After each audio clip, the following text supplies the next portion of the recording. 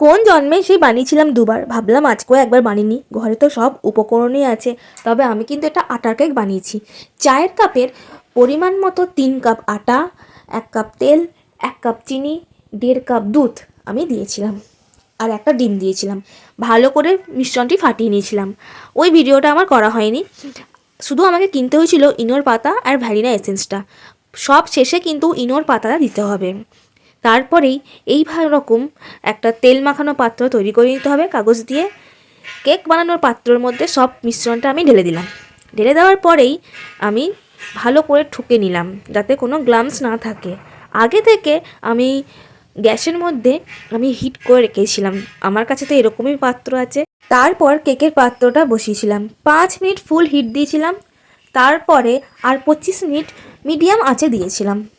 তারপরেই আমার তৈরি হয়ে গেল আমার আটার কেক।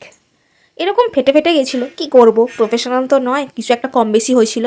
যাই হোক, তারপর ধরে উল্টে দিলাম। উল্টে দেওয়ার পরেই এই দেখো কত সুন্দর নরম।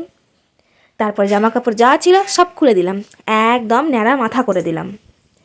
তারপর কেটে খেয়ে দেখলাম, বাহ, খেতে তো ভালোই হয়েছে, খুব একটা খারাপ হয়নি।